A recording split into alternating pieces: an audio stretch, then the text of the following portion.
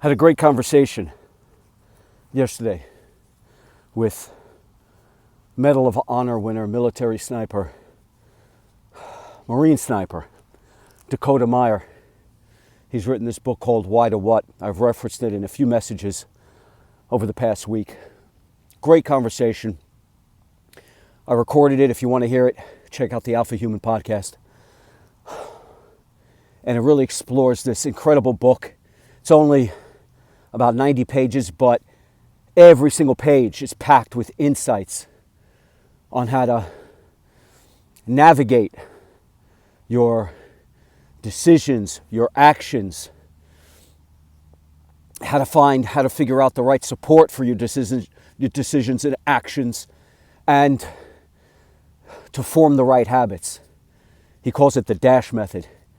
And what's really intriguing is something he calls the box method, which you kind of use as a way to aim at the goals that you have, because the goals have to fit into a box that is built by your values and principles. So I absolutely love it. Really aligns with my way of thinking as well. And one of the really interesting things he said, and you go to the title of the book, it says Why to What? How to move your questions from why questions to what questions. From emotional questions that keep you stranded in the why is, the woe is me, why me mindset, and moves you to a problem-solving mindset where you no longer ask why, but now you ask what. Instead of why me, you ask, what am I going to do about it? And the book really has every single page. I read very quickly. And as soon as I got the book, I'm like, oh, it's 90 pages. I'm going to blaze through this thing in a day or two, maybe most, in between, with what little other time that I have. But 90 pages, I'll blast through that. And I found myself having to slow down massively and just put a lot of intention to reading every single page. Every single page was packed with insight. Highly recommend it. But in our conversation, he talks about something called the extinction mindset, and how living in this kind of like death spiral of why to everything. Why do I have all these problems? Why do I have all these challenges? Why have these tragedies befallen me? Why am I in quicksand? Why am I lost? Why am I ungrateful? Why am I unthankful? Why am I not fulfilled? Why am I not satisfied? He's wallowing in that and not moving out of that quicksand. Essentially, that's what that is. It feeds itself. It's a feedback loop that never ends. Because you'll never get the answer to why me. You'll never get the answer to why. And even if you did, so what? The better question is, what am I going to do about it? But if you strand yourself in the hopelessness of why, and if our culture, because it's not just a part, this is the way we all are. And our culture feeds off of this why mentality, this woe is me, why is life so bad mentality.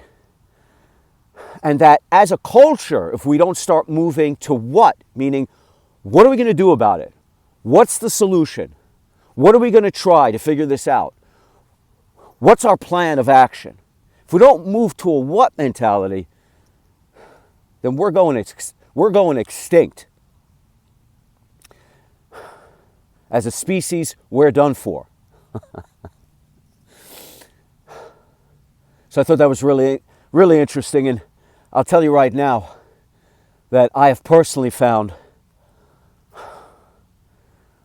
all of the answers to what in Yahuwah Yahusha. I have decades and decades and decades of what but also trying to figure out why.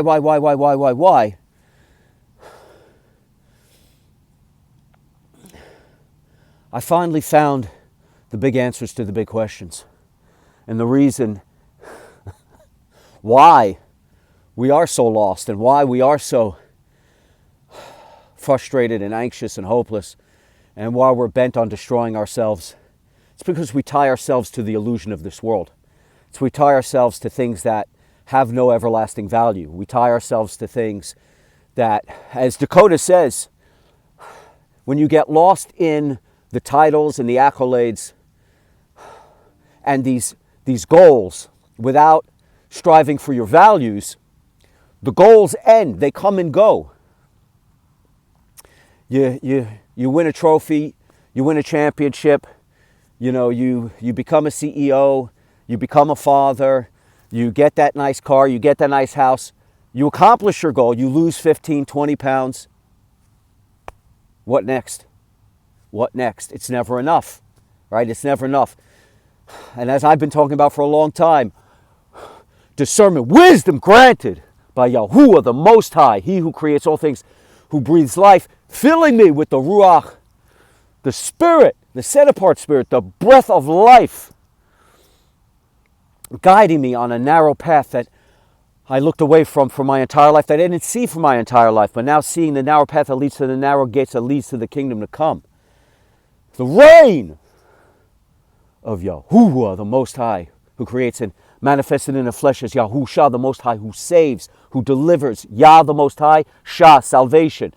The Most High who delivers, the Most High who redeems, the Most High who saves us from ourselves and from our myopic, narrow view of this false reality, of this mirage that we see, and we just see the oasis. We always just see the oasis or the peak of the mountain. That's all we see, and we claw, scratch, cannibalize to get to the mammon of this illusion, the wealth and riches of this illusion, the materialism of this illusion, the ways of the flesh, which is nothing more than decadence, depravity, defilement, and debasement. It's of no lasting value. The minute you grasp it, it's like mist. It evaporates. It's a mirage. It's an oasis in the desert that you claw, scratch your way to get to, dying of thirst, longing, thirsting. And you see, after decades of suffering, you finally see it. Blue, crisp, wonderful, clear water. All the answers. You finally got there. You dip your hands into that cool, crisp, clean water. Your lips cracked, your tongue like sandpaper, your throat scratchy. Finally, you're going to get a drink. You're going to get a beautiful, clean, crisp, cold drink, and you drink down, and you find you're choking on sand. You find you're at the top of one mountain, only to find you're at the bottom of another. It never ends because you tie yourself to these targets and these accolades and these titles and all of these things that, again, they evaporate the moment you get them. What does any of it mean? It's the values and the principles that are everlasting, that are infinite. Your values and your principles. For me, my values and my principles, and you could argue what's a principle, what's a value, I know this. I have found true joy, true peace, true love, true healing, and everlasting life in the simple commandment that Yahusha, HaMashiach, the Messiah, gave us, which is to love Yahuwah with all our heart, soul, mind, and strength, and to love our fellow man as we love ourselves, and to do so, to build and to construct ourselves in a way that allows us to love Yahuwah, Yahusha, and revere Him in a way that pleases Him most, and to love our fellow man as we love ourselves. And in doing so, if I look at my box, here's what I want to do. I want to strengthen my character. I want to strengthen the temple that houses the Ruach HaKodesh, the set-apart Spirit, the breath of Yahuwah, because He lives within us, here in our hearts. I want to strengthen my mind, make my mind more productive, with wholesome, productive knowledge, and I want to feed my soul with nourishment, spiritual nourishment, the Word, the way, the truth, and the life, the teachings, the parables, the phrases, the story, the life, the way, the truth, and the life of Yahuwah, Yahusha, and His commandments. And in so doing, that's my box. And if I aim that at a goal, the goal has to fit into that box. It has to align with those with those four things. It has to speak to building my character. It has to speak to building my mind. It has to speak to building my temple. And it has to speak